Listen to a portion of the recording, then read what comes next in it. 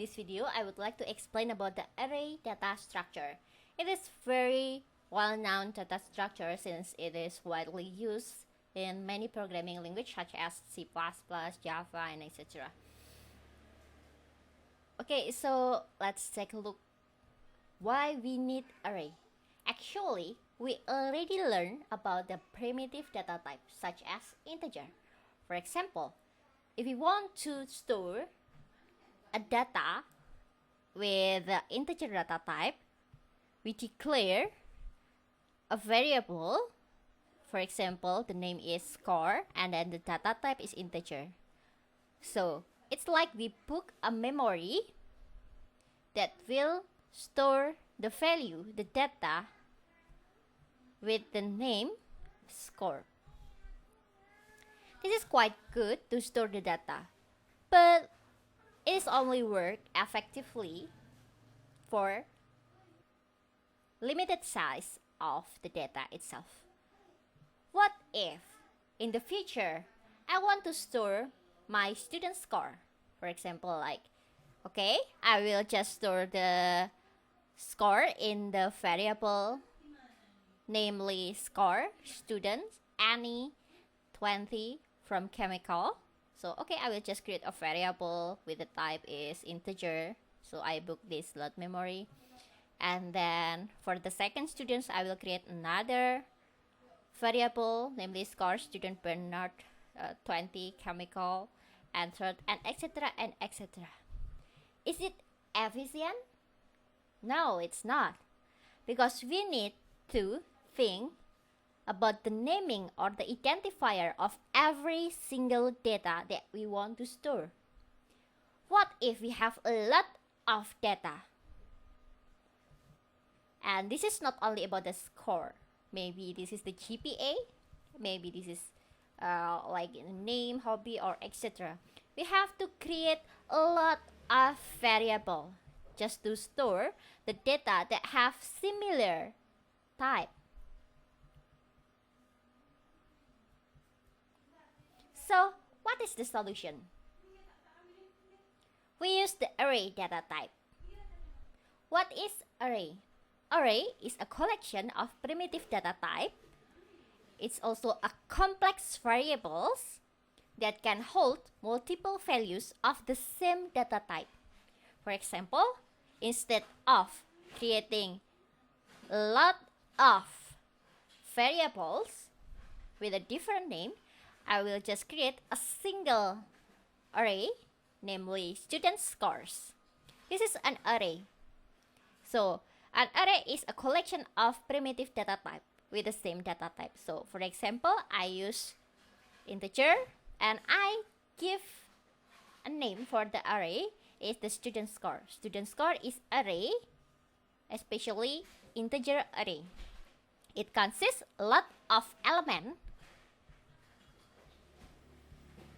which can store every single data from my student. For example, in the first element, the first place here, I will store the data of my students whose ID is ID1. And next, the second element will store the data from students ID2. And the third will store the data from students with ID3 and etc.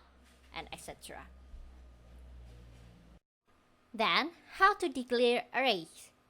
To declare an integer array, you can create it with this syntax or this code. Integer score with bracket here. Or we can also declare the size or the number of the element of the array. For example, integer score 5. This means the array will have 5 slots or 5 space to store the data.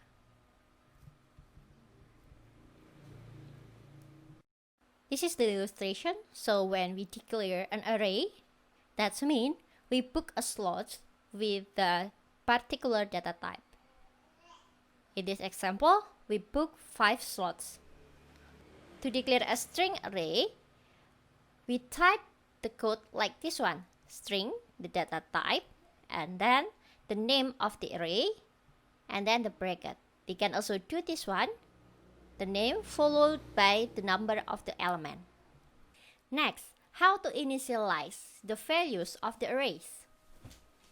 To initialize an integer array, we can do this one, integer score, bracket, and then this is how we initialize the value or the content of the score array. This is the element. Because it is integer, so we can put the integer and separate it by using comma. All of the elements are contained by the bracket. This is another example, but we declare the number of the element. This is how the data stored. So we have an integer, namely score, and the value will be stored in every element within the array. To initialize a string array, we can do the same or the similar step. The data type and the name and the value or the data that we want to store. So because this is string, so we use the quote here and put it inside the bracket, the curly bracket. Divide every element by using comma. How to access an array? For example, we have an array, namely score, and it has following values. So we are going to access the values of the array. This is the illustration of the array. So this is the values that will be stored in the first element. Actually, to access an array, we need something called index. So this is index. The index of the array starts from 0. So this is the index.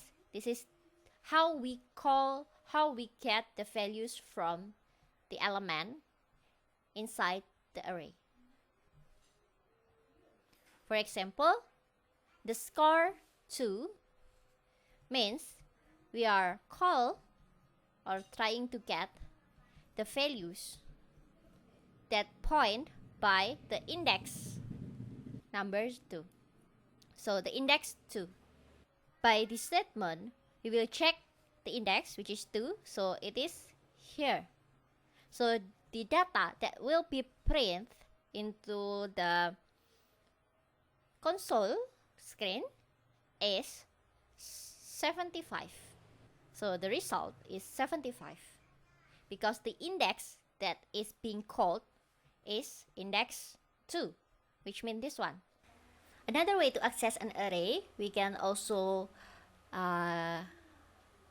store new values or initialize or give the value, assign the values to specific arrays element. For example, we have the integer score here, and this is the current situation or the current illustration. And next, I'm going to assign 95 to the array index 1, which means here, and that's mean here. I will store this value, assign this value to array index 1. The result will be like this one. It will replace the current values into the new values, which is 95. This is the general rules about the array. First, don't access array more than the available index. For example, the score, which is have 5 elements, so the index is from 0 to 4. We access the score index 4. This is correct. However, if we trying to access score index 5, this is incorrect. Second, it is possible to do operation on array, such as mathematical operation. or arithmetic operation. For example, we create a variable, namely total, and we add the score index 3 or the third index plus the score index 4. This is correct. This one is also correct using the subtraction. And then using modulus or modulo, for example, like this one, score index 3, modulus 5. It is also possible. So we can do operation on the array. Another general rules of the array is modify only one element at a time. So don't try to modify the whole array for one time.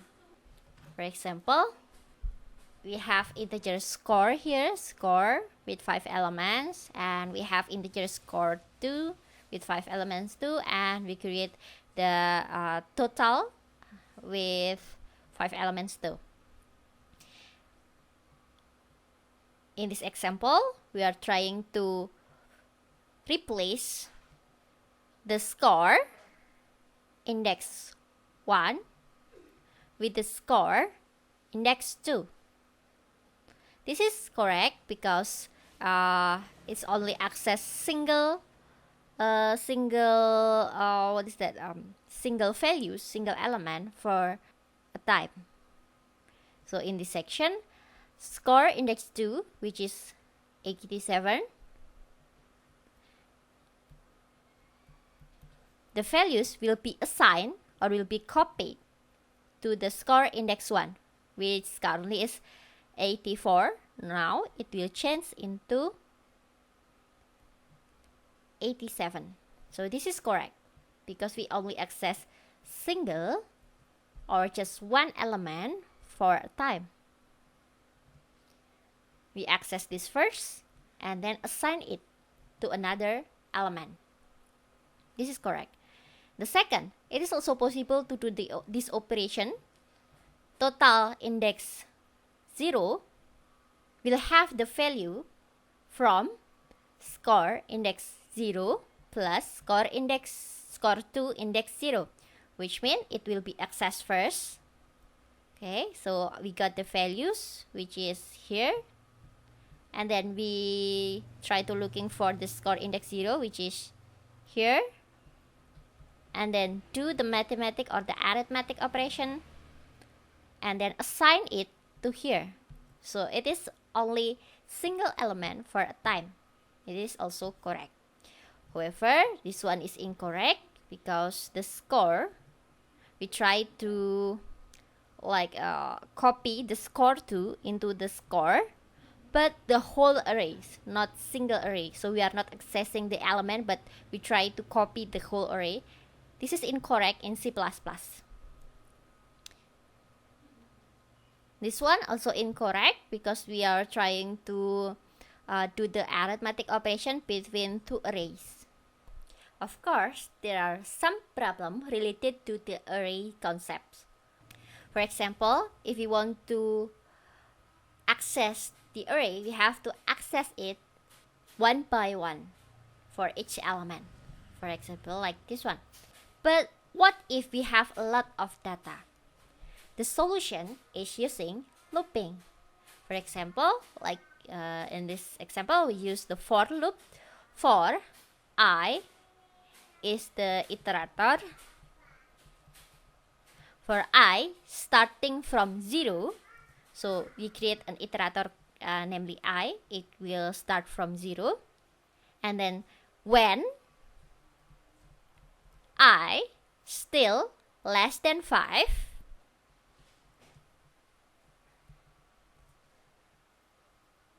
do something here, and then I plus plus.